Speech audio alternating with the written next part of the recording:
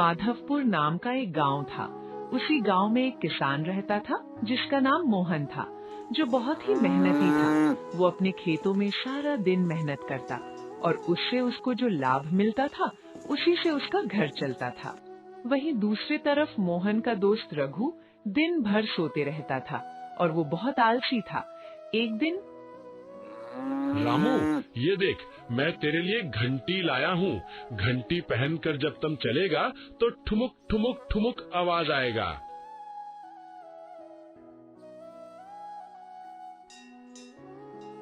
एक दिन जब मोहन अपने खेत में काम कर रहा था कि तभी वहाँ पर रघु आता है। अरे मोहन, कैसे हो भाई? कैसा चल रहा है खेती का कारोबार? अरे आओ आओ भाई, भगवान की कृपा से सब ठीक ही है।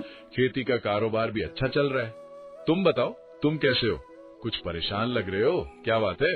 क्या बताऊं मोहन भाई, तुम तो जानते ही हो कि इस वर्ष मेरे खेत की सारी फसल बर्बाद हो गई थी, जिस वजह से हालात मेरा बहुत खराब है। बहुत लोगों का कर्जा हो गया है मुझ पर। कभी कभी तो सोचता हूँ कि घर वरा छोड़कर कहीं दूर चला जाऊं। अब कोई अपना भी तो नहीं है ना, जिससे कुछ मदद मांग सकूं। अरे भाई रघु, ऐसा क्यों कहते हो? इसमें परेशान होने की क्या बात है? मैं हूं ना। आखिर एक सच्चा दोस्त दूसरे दोस्त की मुसीबत में ही तो काम आता है। बताओ क्या करना है, हम दोनों मिलकर सब ठीक कर देंगे। हाँ, बात तो तुमने ठीक कही है मोहन भाई। जिसके पास तुम जैसे दोस्त हो उसे परेशान नहीं होना चाहिए। दरअसल हमें तुम्हारी एक छोटी सी मदद चाहिए थी।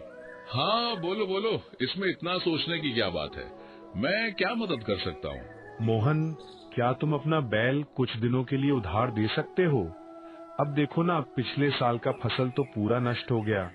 अब सोचता हूँ कि इस बार और ज्यादा मेहनत करके खेती करूँ, जिसके लिए बैल का जरूरत है। तुम परेशान मत होना, बदले में मैं तुम्हारे बैल की अच्छी तरह से देखभाल भी करूंगा। मैं वादा करता हूँ कि तुम्हारा बैल जल्द ही लौटा दूंगा। मोहन को रघु का हालत देखकर बहुत दुख हुआ। वो चाहता था कि मेरा दोस्त इस मुसीबत से बाहर निकले। उसके बाद फिर मोहन बोलता है, बिल्कुल रघु भाई, तुम मेरा ये बैल ले जाओ, मैं बचा हुआ काम बाद में कर लूंगा। मेरे लिए अभी सबसे ज्यादा जरूरी है कि तुम इस मुसीबत से बाहर निकलो। अगर कुछ और मदद चाहिए हो तो बेझिझक बोलना, किसी चीज का टेंशन मत लेना, ठीक है भाई? धन्यवाद भाई, तुम दोस्त नहीं भाई हो भाई, वरना आजकल कहाँ ऐसी दोस्ती देखने को मिलती है। मैं जल्द ही आता हूँ तुम्हें ये बैल वापस करने। उसके बाद रघु वहाँ से खुशी खुशी बैल को लेकर अपने घर की ओर चल दिया। लेकिन रघु के मन में छल था। अब वो बैल को मोहन के पास लौटने का कोई इरादा नहीं रखता था। अरे वाह, मोहन तो बड़े आसानी से मेरे हाथ में ये बैल आने दे दिया। अब अगर मैं उसे ये बैल ना भी लौटाऊं तो वो मेरा कुछ नहीं बिगाड़ सकता।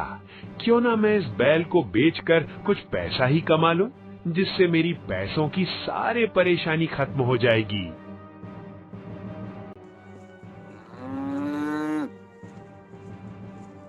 रघु उस बैल को ले जाकर एक व्यापारी से बेच देता है। अरे वाह, मजा आ गया। अच्छे खासे पैसे आ गए इस बैल को बेच के तो।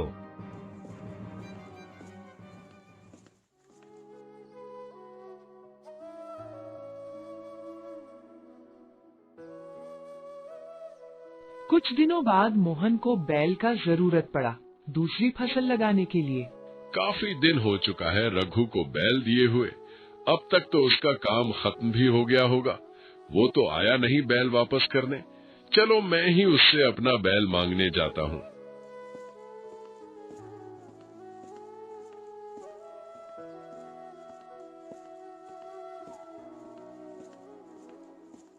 रघु भाई, अरे ओ रघु भाई, कहाँ हो?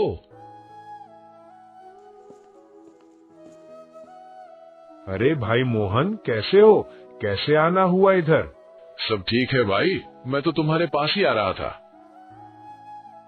रघु भाई, तुमने कहा था कुछ दिनों में मेरा बैल लौटा दोगे। तुम्हारा काम हो गया हो तो अब मैं अपना बैल ले जा सकता हूँ ना? मुझे भी अपने खेत में काफी काम करना है। अरे मोहन भाई, वो क्या है कि अभी थोड़ा तुम्हारा बैल बीमार है, उसे ठीक होने दो। जैसे ही वो ठीक होता है मैं तुम्हें लौटा दूंगा। मोहन को बैल की चिंता होने लगी। उसने सोचा कि बैल सच में बीमार है, इसीलिए उसे इंतजार कर लेना ही सही रहेगा।